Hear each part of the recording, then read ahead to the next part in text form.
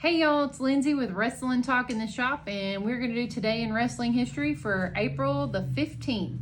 Way back in 1991, WWE taped the 29th Saturday Night's main event from Omaha, Nebraska. On the show, the Ultimate Warrior defeated Sergeant Slaughter by DQ, and Mr. Perfect won a 20-man battle royale. 1995, ECW Hostile City Showdown took place at the ECW Arena in Philadelphia, Pennsylvania. On the show, Sandman defeated Shane Douglas to win the ECW Heavyweight Championship after Woman turned on the champion mid-match. Douglas would soon leave ECW to portray Dean Douglas in WWE.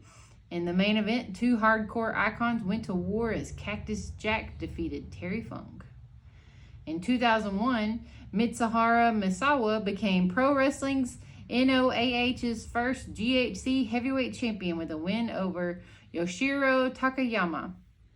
In 2007, TNA Lockdown took place at the Family Arena in St. Charles, Missouri. As was traditional with this pay-per-view, every match took place inside of a steel cage. The main event was a lethal lockdown match that saw Team Angle, Kurt Angle, Sting, Jeff Jarrett, Rhino, and Samoa Joe defeat Team Cage, which was Christian Cage, Tyson Tomko, AJ Styles, Abyss, and Scott Steiner. Also on the show, Team 3D won the TNA World Tag Team Championships by defeating LAX in an electrified steel cage match. In 2012, TNA Lockdown took place at the Nashville Municipal Auditorium in Nashville, Tennessee. As per usual, all matches took place inside a steel cage. In the main event, saw Bobby Roode defeat his former Beer Money partner, James Storm, to retain the TNA World Heavyweight Championship. In the annual Lethal Lockdown match, Team Garrett Bischoff, which was Bischoff, AJ Styles, Mr. Anderson, Rob Van Dam, and Austin Aries, defeat Team Eric Bischoff, which was Bischoff, Gunner, Bully Ray, Christopher Daniels, and Kazarian. And the loss meant that Eric Bischoff was dismissed on kayfabe from TNA. In 2013, on an episode of Monday Night Raw taped in Greenville, South Carolina, Kofi Kingston defeated Antonio Cesaro for the WWE United States Championship. In 2020, as a result of grand-scale format changes brought by COVID-19, the global pandemic, WWE decided to make their male and female Money in the Bank matches cinematic style contests taped at the Titan Towers, which was WWE headquarters, in Stamford, Connecticut. Whilst the matches were taped largely separately, they were presented as one interlocked match. The two briefcases was suspended from the rigging on the roof of the building, and the competitors had to work their way from the ground floor of the building to secure the victory. The women's contract was worn by Asuka in this contest. That's when she won the title, basically, because Becky Lynch was pregnant. Also included Dana Brooke, Nia Jax, Shayna Baszler, Carmella, and Lacey Evans. That's when Otis, he won the men's, right? Otis was victorious in the men's side over Aleister Black, Daniel Bryan, King Corbin, Rey Mysterio, and AJ Styles. I can't even remember Otis how. Never even got to cash in. What happened? Did it say how? He lost his case, remember? Oh. I don't remember who he lost it to. I don't know, but anyway, I thought that was a fun Money in the Bank. I mean, it was different. Yeah, it was different. It was a different time. I enjoyed it. Anyway, and then 2020 as well, when Pete Dunne stuck in England due to COVID-19 and flight restrictions, Matt Riddle teamed with the debuting Timothy Thatcher to successfully defend the NXT Tag Team Championship against Roderick Strong and Bobby Fish on NXT show.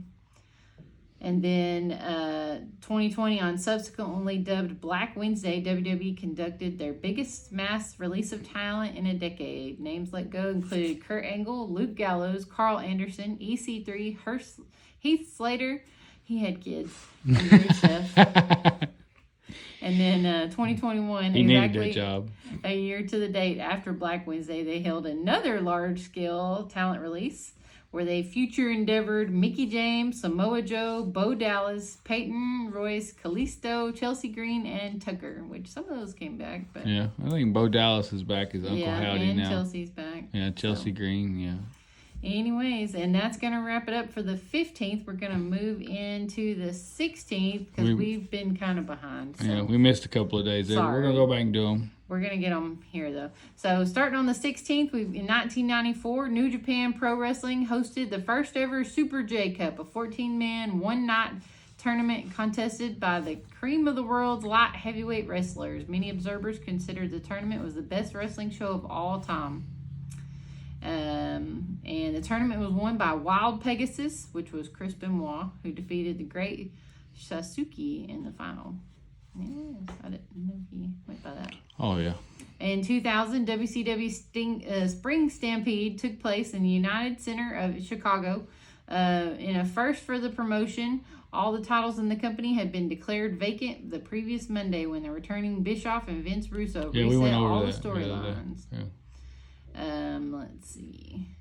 In 2001, on an episode of Monday Night Raw, Knoxville, Tennessee, Triple H defeated Jeff Hardy to win back the Intercontinental Champion that he had lost to Hardy days earlier. So didn't have it long. In 2003, at the taping of the weekly NWA TNA pay-per-view in Nashville, Jerry Lynn and the Amazing Red won the NWA World Tag Team Champion from Triple X, Christopher Daniels and Elix Skipper. 2007, on an episode of Raw from Milan, Italy, the Miracle in Milan took place when Santino Marella made his WWE appearance and won the Intercontinental Championship. The win came when Vince McMahon handpicked a fan in the crowd, I remember that, to face Umaga from the title. And Marella won with help from Umaga's WrestleMania rival, Bobby Lashley. In 2009, WWE brought back the Superstar Show as weekly one-hour program on WGN America, featuring one match each from Raw, SmackDown, and ECW. On the debut episode, The Undertaker defeated Matt Hardy in the main event. In 2018, on an episode from Raw from Hartford, Connecticut, Jeff Hardy defeated Jinder Mahal to win the United States Championship. And then in 2020, long-term WWE announcer, Hall of Famer, and one of the company's very first employees, Howard Finkel, passed away at the age of 70. And that's going to wrap it up for the 16th. And we'll see you again on the 17th.